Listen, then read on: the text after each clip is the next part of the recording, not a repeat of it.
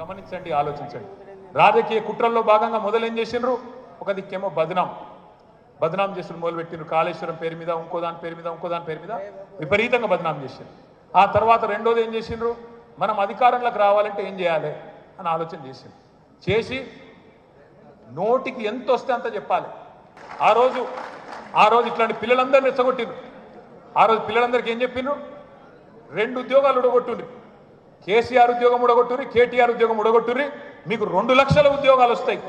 Groups పరీక్షలు రాసే పిల్లలను కానీ రెచ్చగొట్టి రాష్ట్ర వ్యాప్తంగా వాళ్ళ ఇళ్లకు, వాళ్ళ ఊర్లకు పంపించి వాళ్ళ తల్లిదండ్రులను, వాళ్ళ అమ్మా నాయనలను, వాళ్ళ నాయనమ్మలను, వాళ్ళ అమ్మమ్మలను కాళ్ళు మొక్కి మీరు కేసీఆర్కి మాత్రం ఓటేయకుండ్రి, మీకు నీళ్ళు ఇచ్చిండు కావచ్చు, రైతు బంధు ఇచ్చిండు కావచ్చు, పెళ్లికి పైసలు ఇచ్చిండు కావచ్చు, అవ్వకు పెన్షన్ ఇస్తుండు కావచ్చు, కానీ నాకు ఉద్యోగం వస్తలేదు, మరి కేసీఆర్కు ఓటేయకపోతేనే, కాంగ్రెస్కు ఓటేస్తేనే నాకు ఉద్యోగం వస్తుంది అని చెప్పి పిల్లలను రెచ్చగొట్టి ఊళ్ళకు పంపించాను.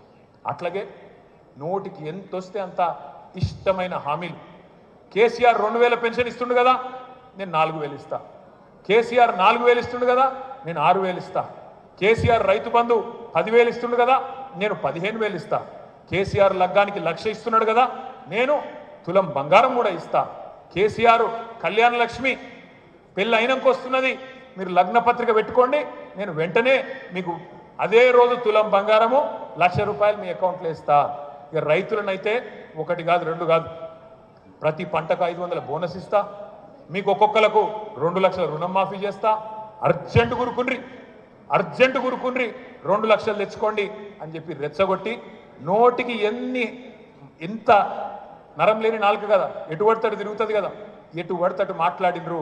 మొత్తానికి బీసీ డిక్లరేషన్ అని, ఎస్సీ డిక్లరేషన్ అని, ఎస్టీ డిక్లరేషన్ అని, రైతు డిక్లరేషన్ అని, యువజన డిక్లరేషన్ అని, స్కూటీలని, లూటీలని ఏదో ఒకటి చెప్పి మొత్తానికైతే గద్దెలో పడ్డారు. ఇక్కడ కుట్రలు ఎట్లుంటాయని చెప్తున్నా అంటే, నేను నీ ప్రభుత్వాన్ని ఎట్లన్నా పడగొట్టాలి అనే ఆలోచనతో పూర్తి అవగాహన ఉంది. వాళ్ళకి లేదని కాదు, అసెంబ్లీలో ఉన్నారు లేరని కాదు, ఈ రాష్ట్ర ఆర్థిక పరిస్థితి తెలియదని కాదు, ఇక్కడ ఉద్యోగాలు ఎన్ని ఖాళీగా ఉన్నాయో తెలుసు, ఎన్ని ఉద్యోగాలు కేసీఆర్ ప్రభుత్వం ఇచ్చిందో తెలుసు. 2,32,000 ఉద్యోగాలకు భర్తీకి కేసీఆర్ ప్రభుత్వం శ్రీకారం చుట్టిందని తెలుసు.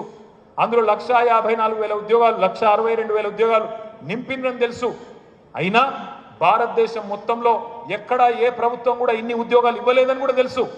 కానీ రెచ్చగొట్టాలని చెప్పి ఒక్కొక్క వర్గాన్ని రెచ్చగొట్టుకుంటూ పిల్లలను 2 లక్షల ఉద్యోగాలని, కౌలు రైతులను 22 లక్షల మంది కౌలు రైతులకు ఉత్తరాలు రాసి అందులో చెప్పినారు, కేసీఆర్ మిమ్మల్ని పట్టించుకుంటలేడు, మా ప్రభుత్వం రాగానే కౌలు రైతులకు అస్సలోళ్ళకి ఎంత ఇస్తామో పట్టదారులకు మీకు కూడా అట్లే రైతు బంధు ఇస్తాం, 10,000 కాదు 15,000 ఇస్తామని చెప్పి నమ్మబలికి ఇలా మోసం చేసి ఇక్కడ దాకా వచ్చినారు. ఇదంతా ఎందుకు చెప్తా ఉన్నా అంటే, ఇప్పుడు జరుగుతున్న వర్తమాన రాజకీయం మీకు అర్థం కావాలి అంటే, ఇప్పుడు జరుగుతున్న కుట్రలు అర్థం కావాలి అంటే, ఏ రకంగా కుట్రపూరితంగా ప్రజల మనసు ఖరాబ్ చేసిందో మనం అర్థం చేసుకోవాల్సిన అవసరం ఉన్నది.